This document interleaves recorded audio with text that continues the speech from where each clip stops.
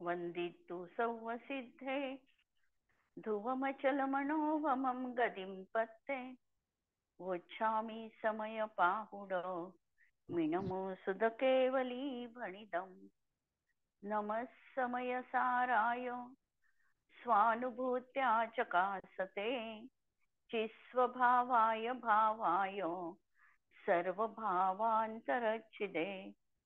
अंतिम शरणनायक 1008 भगवान महावीर स्वामी की जय। द्वादशांगो श्रुत देवी की जय। स्वाध्याय कक्ष संपेपर्यंत आपल्या सर्वांना चतुर्विध आहाराचा त्याग असणार आहे।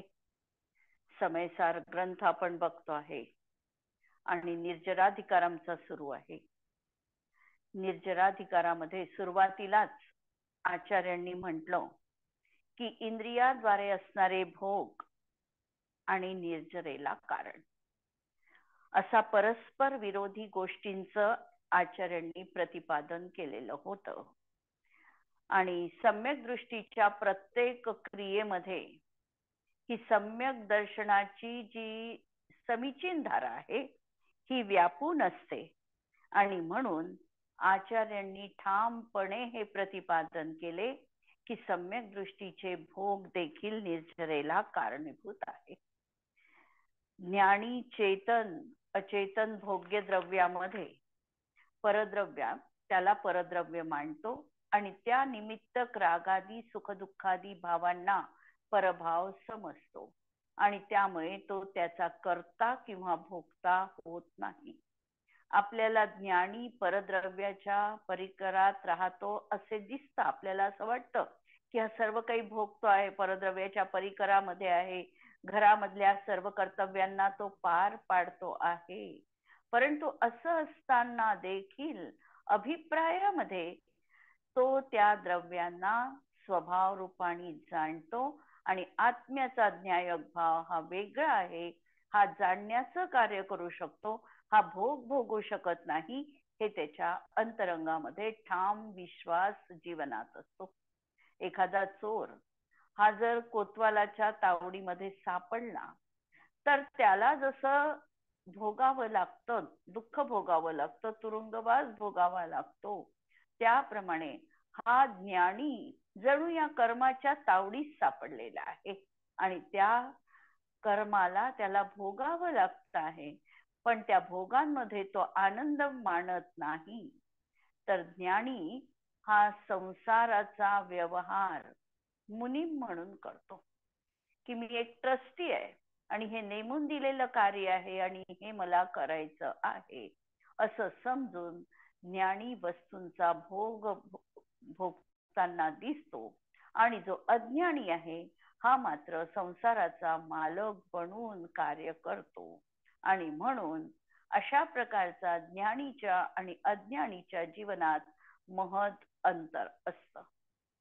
एकदा ज्ञानाची प्राप्ती झाली, सम्यक दर्शन जीवनामध्ये प्राप्त झालं की आपोआपच याच्या जीवनामध्ये असीम आनंद उत्पन्न झालेला आहे आणि असा हा आत्मा काल आम्ही जसं बघितलं की हा अत्यंत आनंद विभोर होऊन जणू आकाशामध्ये नृत्य करतो आहे। आकाशाच्या मध्यभागी जसा एखादा कुशल नर्तक जेवढी रंगभूमी असेल त्या सर्व रंगभूमीचा वापर करून आपली नृत्यकला प्रस्तुत करतो, त्याप्रमाणे आता हा सम्यक दृष्टी याला तर पूर्ण 3 लोकाची रंगभूमी प्राप्त झालेली आहे, अर्थात 3 लोकाला जाणण्याचं याचं सामर्थ्य आहे आणि असा हा या रंगभूमीचा पूर्ण वापर करतो आहे, म्हणजे 3 लोकातील सर्व पदार्थांना जणू काही त्यांनी जाणलेला आहे।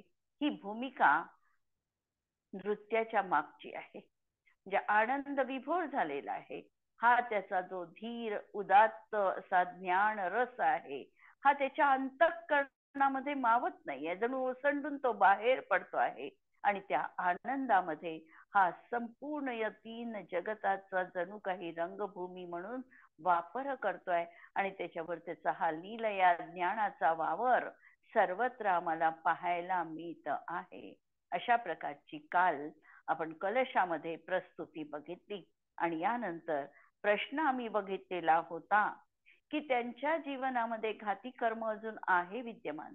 10व्या गुणस्थानामध्ये देखील जघन्य का होईना पण त्याला स्थितीबंध होतो आहे. मोहनीय कर्माचा अंतर्मुहूर्त मोहनीयाचा 10व्यामध्ये होत नाही, तर बाकीच्या कर्माचा अंतर्मुहूर्त आणि नाम गोत्राचा 8 मुहूर्त, वेदनीयाचा 12 मुहूर्त असा बंध त्याला होतो आहे. अशा प्रकारे परिस्थिती असताना तो अबंध चौथ्यात झाला हे म्हणणं कितपत युक्त आहे, हा प्रश्न आमच्या मनामध्ये सतत असतो. की ज्ञानीला अबंध एकदम त्यांनी म्हणून टाकलं, वास्तविकता तो अबंध स्वभावी आहे का, त्याला बंध होतच नाही का?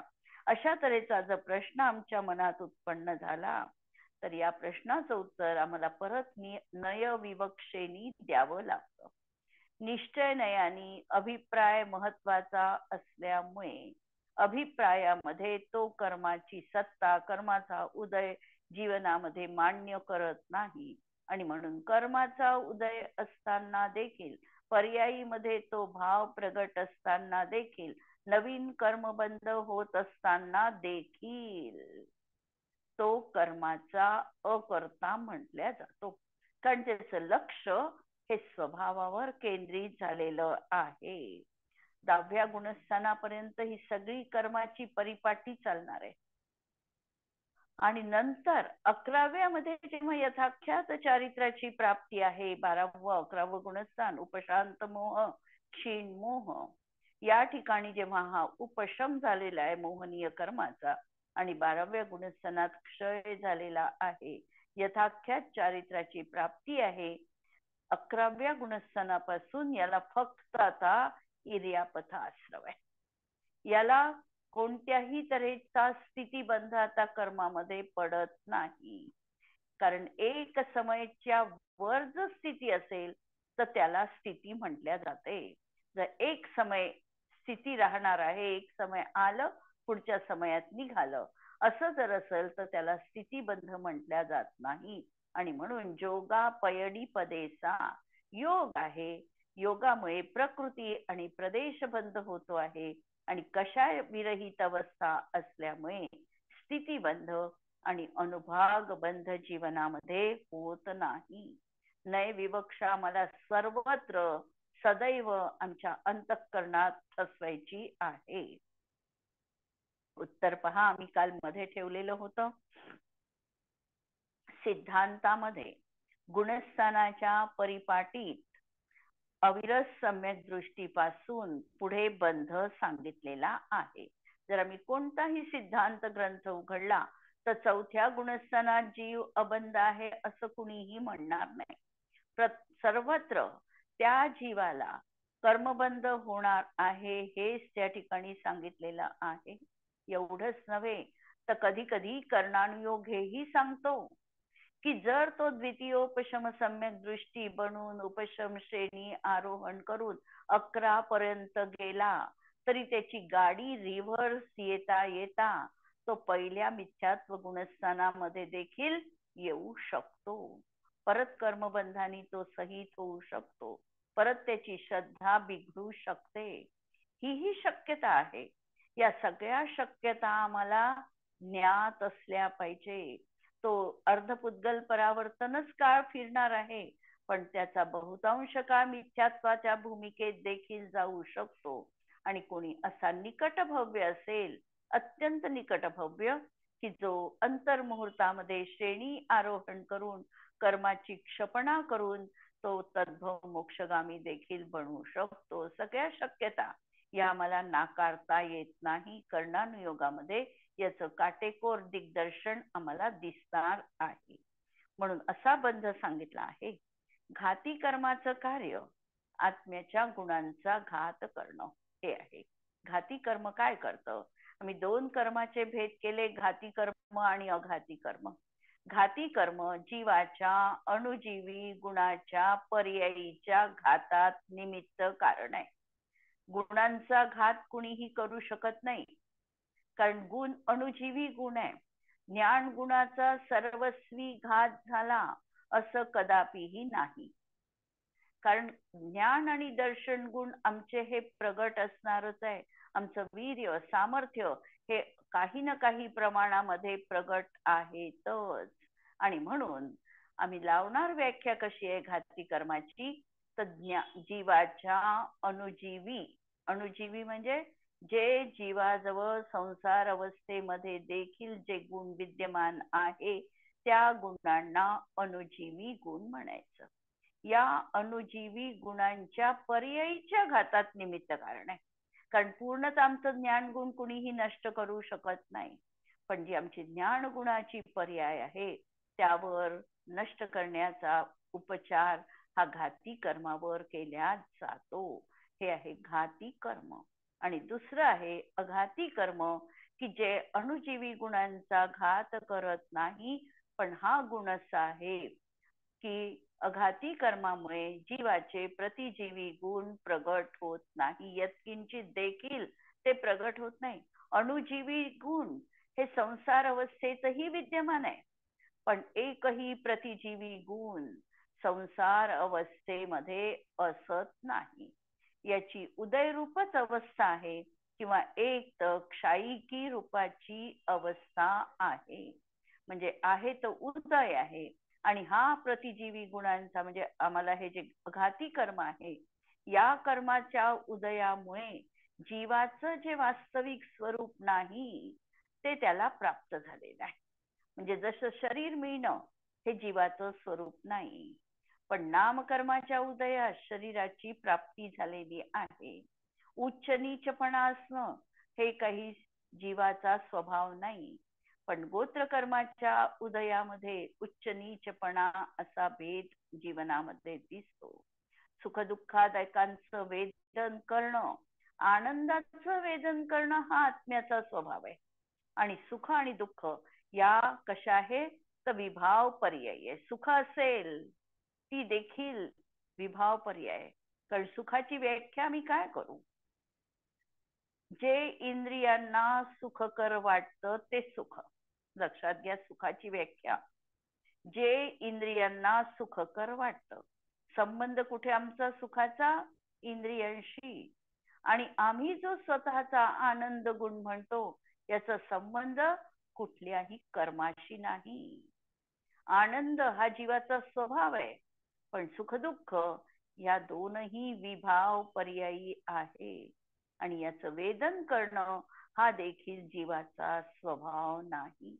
या शरीरामध्ये अडकून पडणं हाही जीवाचा स्वभाव नाही, तर असं विलक्षण स्वरूप प्रतिजीवी गुणां म्हणजे अघाती कर्माच्या उदयामध्ये, लक्षात घ्या उदयामध्ये हे असं स्वरूप जीवाला प्राप्त झालेलं आहे.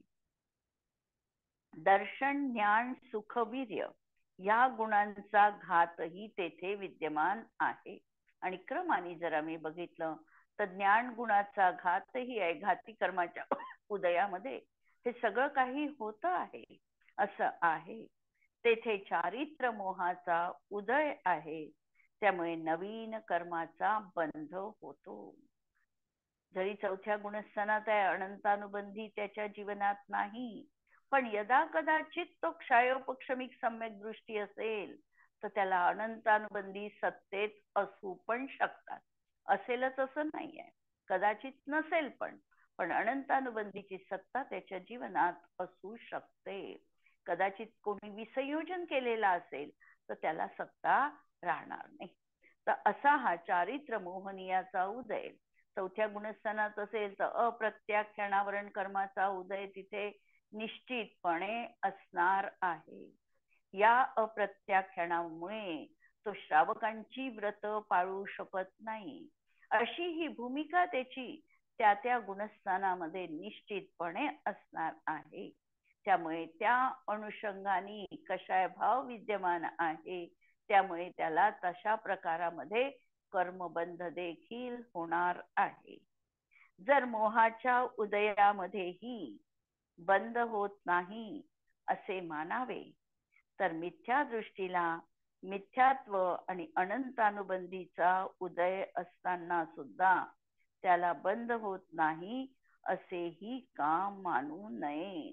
आणि जर तुम्ही म्हणाल की मोहाच्या उदयामध्ये देखील बंध नाही आहे बा त्याला. आता चारित्र मोहाच्या उदयात, तर मग दर्शन मोहनीयाच्या उदयातही त्याला बंध मानू नका.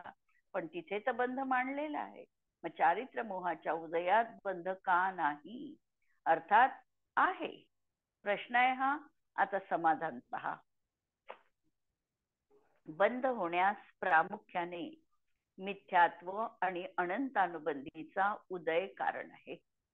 बंध प्रक्रियेमध्ये जी बंधाची 5 कारण तत्वार्थ सूत्रामध्ये आलेली आहे, मिथ्यात्व, अविरती, प्रमाद, कषाय, योग, बंध, हेतवा, यामध्ये सगळ्यात पहिलं कारण कोणतं असेल तर ते मिथ्यात्व आहे.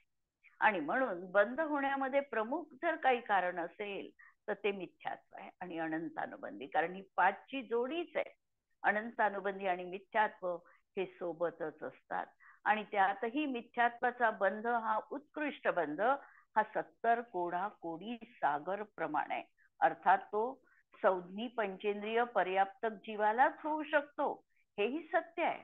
जर एकेंद्रिय जीव असेल तर एकेंद्रिय जीवाला 70 कोडाकोडीचा बंध कदापिही संभव नाही. कारण तेवढं कर्म बांधण्याची त्याची शक्तीच नाही आहे आणि म्हणून त्याला बंध तितका होत नाही. पण पर्याप्तक संज्ञी पंचेंद्रिय असेल तर तो मात्र संक्लेश परिणामांनी मिथ्यात्वाचा एवढा उत्कृष्ट बंध करू शकतो. आणि अनंतानुबंधीचा देखील 40 कोडाकोडी सागर एवढा बंध संभवनीय आहे. आणि हा बंध कुणाला संभवनीय आहे तर मिथ्या दृष्टीला, पहिल्या गुणस्थानात असलेल्या व्यक्तीला. सम्यक दृष्टीला मात्र त्याच्या उदयाचा अभाव आहे. त्याला मिथ्यात्व, अनंतानुबंधी कषाय आणि त्यासोबत बांधल्या जाणाऱ्या 41 प्रकृतीचा बंध अजिबात होत नाही. ज्या बंध विच्छुत्तीच्या प्रकृती आहे, पहिल्या गुणस्थानामध्ये 16 प्रकृतींची बंध विच्छुत्ती आहे आणि दुसऱ्या गुणस्थानात साधन गुणस्थानामध्ये 25 कर्म प्रकृतींची बंध विच्छुत्ती आहे. ह्या ज्या 41 प्रकृती हा सम्यक दृष्टी जीव कदापि बांधत नाही. त्यामध्ये या सगळ्याच्या सगळ्या प्रकृती अशुभ प्रकृती आहे. उदाहरणार्थ पाहायचं असेल तर नरक गती तो बांधत नाही, नरक गत्यानुपूर्वी बांधत नाही, नरक आयु बांधत नाही, नंतर हुंडक संस्थान बांधत नाही, असंप्राप्ता स्फुस्फाटिका संवहनाचा बंध नाही, एकेंद्रिय, द्विनेंद्रिय, 3 इंद्रिय, चतुरेंद्रिय या 4 जातीचा बंध नाही, सूक्ष्म याचा बंध नाही. म्हणजे या सगळ्या ज्या प्रकृती त्याच्या बंधातून जाणार आहे या अशुभ प्रकृती असणार आहे.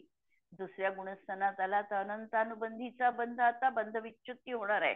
म्हणजे तिसऱ्या गुणस्थानापासून अनंतानुबंधीचा देखील उदय नाही. तर अशा तऱ्हेने या 41 प्रकृतींची बंध विच्छुत्ती त्याची आहे. म्हणजे सम्यक दृष्टीला या 41 प्रकृतींनी बंध होत नाही. मग उरल्या किती? 148 मधून आणि 120 बंध योग्य लावायच्या. 148 प्रकृती जरी उत्तर प्रकृती आहे तरी जेव्हा बंध योग्य प्रकृती पाहतो तेव्हा बंध योग्य प्रकृती 120 आहे. 120 मधून 41 प्रकृती वजा करायच्या आणि तेवढ्या कर्म प्रकृतीचा त्याला बंध होऊ शकतो.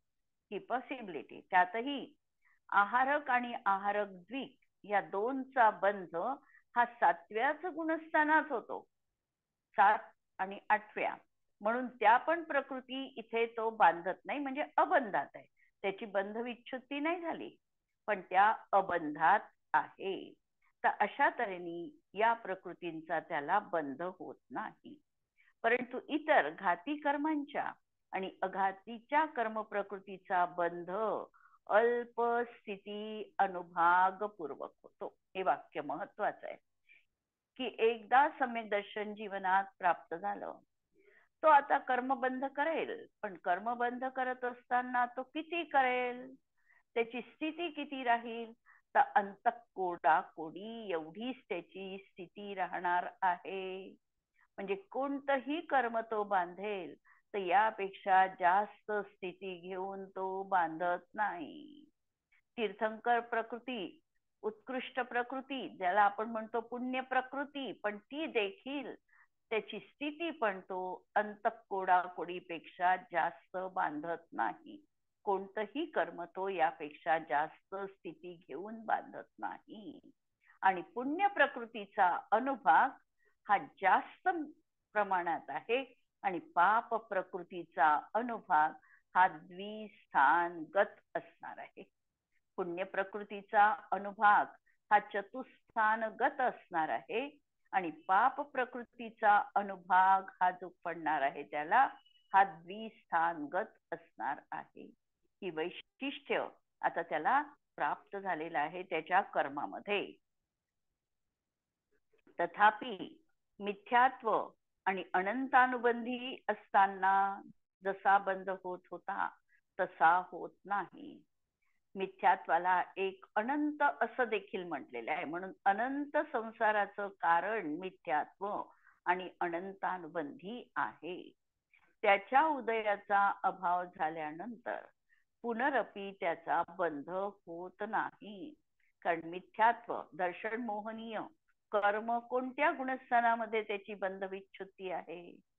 तर दर्शन मोहनीयाची बंध विच्छुत्ती ही पहिल्याच गुणस्थानात आहे. लक्षात घ्या, पहिल्याच गुणस्थानात फक्त मिथ्यात्वाचा बंध आहे. दर्शन मोहनीयाचे 3 भेद आहे. मिथ्यात्व, नंतर सम्यक मिथ्यात्व आणि सम्यक प्रकृती. यामध्ये सम्यक मिथ्यात्व आणि सम्यक प्रकृती या 2 प्रकृती अबंध प्रकृती आहे. म्हणून याचा बंध कधीही कुणालाही होत नाही. होतो बंध कशाचा? तर मिथ्यात्वाचा. आणि मिथ्यात्वाचा उदय कोणत्या गुणस्थानात? उदय पण पहिल्याच गुणस्थानात आणि बंध विच्छुत्ती देखील पहिल्याच गुणस्थानात आहे. हे अत्यंत आम्हाला विलक्षण पुढील वाटचालीसाठी अत्यंत सोयीचं असणारं हे मिथ्यात्व पहिल्याच गुणस्थानात फक्त बांधल्या जातं, पुढे बांधल्या जात नाही. जेव्हा आत्मा ज्ञानी होतो तेव्हा चारित्र मोहजनित अत्यल्प बंधाची कोण मोजदाद करेल? आणि जसं आपण म्हणतो, एखादं काम जर आमचं 80% जर झालेलं आहे, एखादं कार्य आम्हाला करायचंय आणि त्याच्यातलं 80% वर्क आम्ही केलेलं आहे, तर आम्ही काय म्हणतो की झालंच आहे कार्य, आता काही राहिलं नाहीये विशेष. त्याप्रमाणे हा जो आता अनंतानुबंधी आणि मिथ्यात्व याचा बंध त्यांनी रोखलेला आहे, हे म्हणजे त्याच्या जीवनातली फार मोठी 80% कार्य त्यांनी केलेलं आहे. आणि म्हणून जे काही अल्प कार्य त्याच्या जीवनात आहे, अल्प स्थितीबंध आणि अल्प अनुभाग बंध हा असूनही मोजणी धरल्या जात नाही.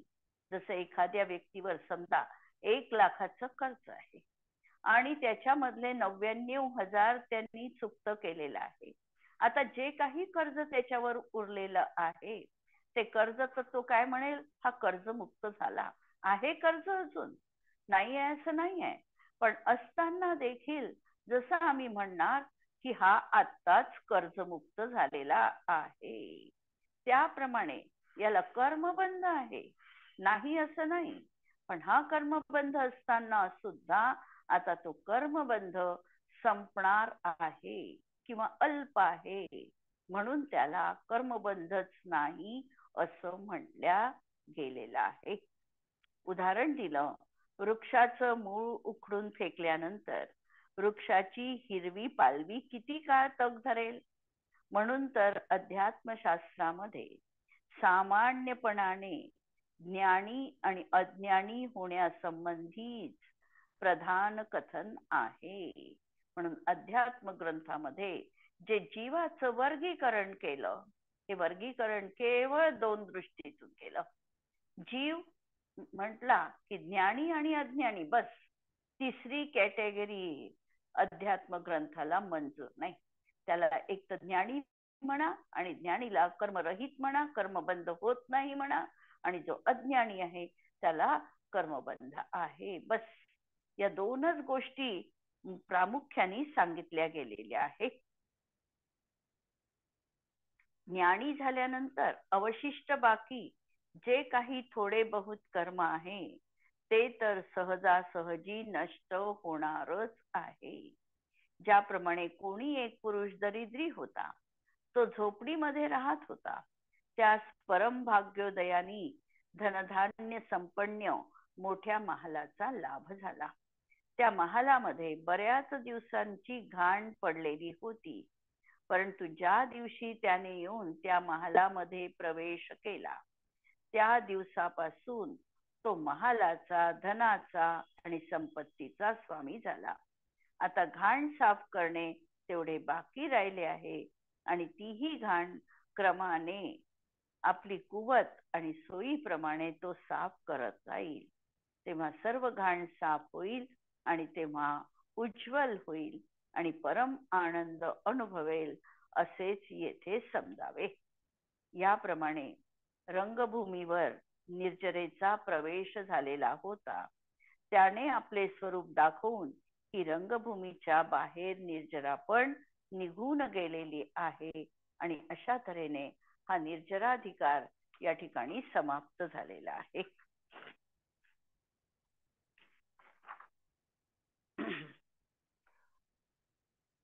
हा जो आता सम्यक दृष्टी जीव आहे, हा आता दीर्घकाळ संसारामध्ये राहण्यामध्ये असमर्थ आहे. म्हणून उनोदरा कन्या याप्रमाणे अल्पबंधाला अबंध म्हटलं. आता आपण जे पाहिलं, दुसरं उदाहरण दिलं उनोदरा कन्या. उनोदरा कन्या याचा अर्थ अनउदरा. अनउदरा म्हणजे जिला उदरच नाही, म्हणजे जिचं पोट अत्यंत पातळ आहे, अशा कन्येला उनोदरा कन्या असं संबोधल्या जातं. आता पोट नाही आहे का? आहे, पण पोट अत्यंत पातळ आहे, दिसतच नाही, आणि म्हणून त्या कन्येला जसं उनोदरा कन्या म्हटल्या जाते, त्याप्रमाणे सम्यक दृष्टीच्या जीवनात हा अल्पबंध आहे, पण तो अल्पबंध देखील अबंध म्हटल्या जातो. हा सम्यक दृष्टी उदयागत कर्मदंडाला समता भावाने भोगतो. कर्माचा उदय त्याच्याही जीवनात आहे, 5व्या गुणस्थानात पण आहे, 6व्या गुणस्थानात उपसर्ग मुनी झाले, त्यांनाही कर्माचा उदय भोगावा लागतो. हे सगळं आहे, पण कशी अंतःकरणाची दशा अत्यंत समता भाव जीवनात धारण केलेला आहे, आणि म्हणून हीच त्यांची खरी निर्जरा आहे. आणि अशा निर्जरेला मोक्ष मार्गाची साधिका, मोक्ष मार्गाची साधिका असं म्हटलेलं आहे. यावर पंडित दौलत बनारसजी दासजी लिहितात, पूर्वबंध नासे सो तो संगीत कला प्रकाशे. पूर्वबंध नाशरूपी हा संगीत कलेचा प्रकाश झालेला आहे. नवबंध रुंधी ताल तोरत उच्चारिके. नवीन बंध रुकलेला आहे, म्हणून हा जणू काही कुलूप तोडून ताल तोरत उच्चारिके. ताल तोडून म्हणजे हा जो काही बंद होता, कुलूप होत, हे जणू तोडून तो आता उच्चारिके, उत्साह त्याच्या अंतरंगामध्ये आलेला आहे. आणि निशंकित आदि अंग अष्टसंग सखा जोडी. निशंकित आदि अष्ट अंगरूपी सख्यांना जोडून त्यांच्या सोबत समता आलापचारी करे सुरभरिके. त्यांच्या सोबत स्वर लावून समतारूपी आलाप लावून काय करतायत? निर्जरा नाद गाचे. निर्जरा रूपी नाद करून ध्यान मिरदंग बाजे. ध्यान रूपी मृदुंग वाजवून आणि छक्यो महानंद में समाधी रिझी करके. आणि समाधीमध्ये लीन राहून 3 काळ मुक्ती रूप होऊन सत्ता रंगभूमी में मुगत भयो तिहु काल. 3 काळ मुक्ती रूपी राहून हा शुद्धोपयोग दृष्टी रूप नट नाचे शुद्ध दिष्टी ज्ञान स्वांग धरिके.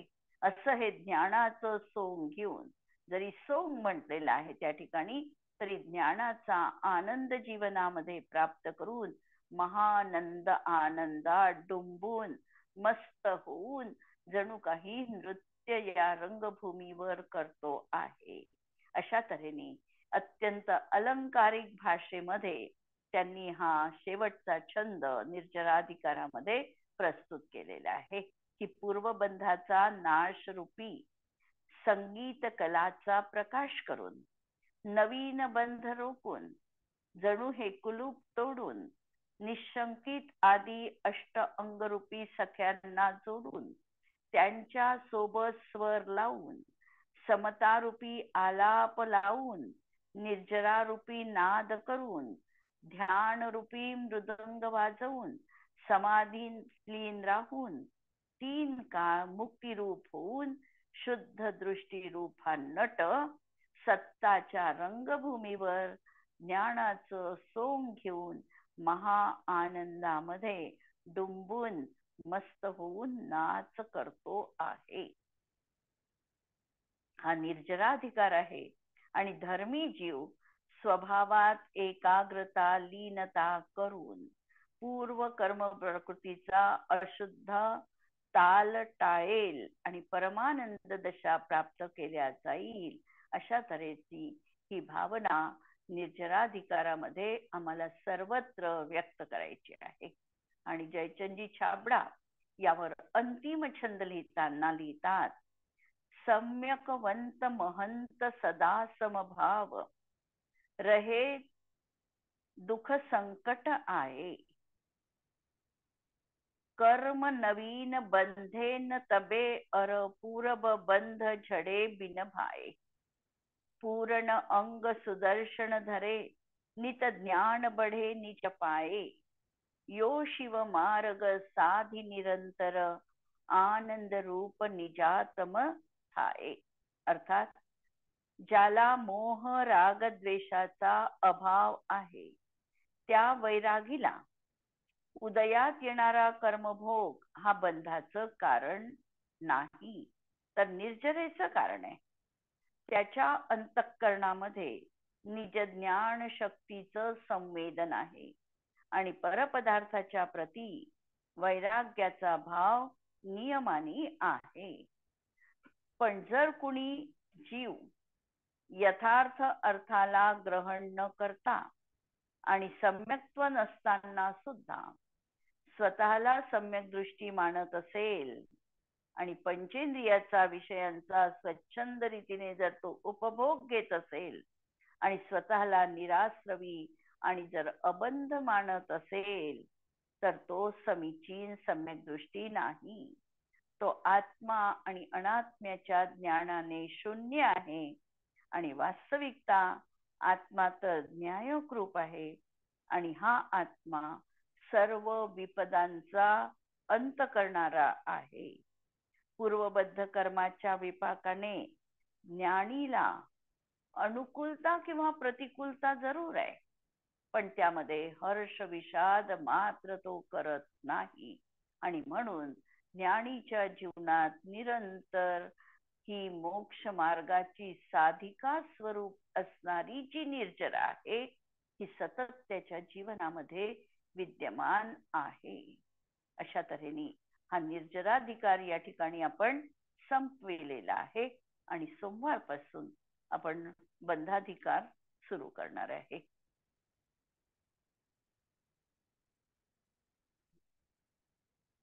जिनवाणी के ज्ञान ते सूझे लोकालो सो जिनवाणी मस्तक नमो सदा देत हूँ खो. नमो अरिहंताणम नमो सिद्धाणम नमो आयर्याणम नमो वज्रायाणम नमो लोये सव्वसाहुणम. उद्याच्या महावीर जयंतीच्या सर्वांना हार्दिक शुभेच्छा.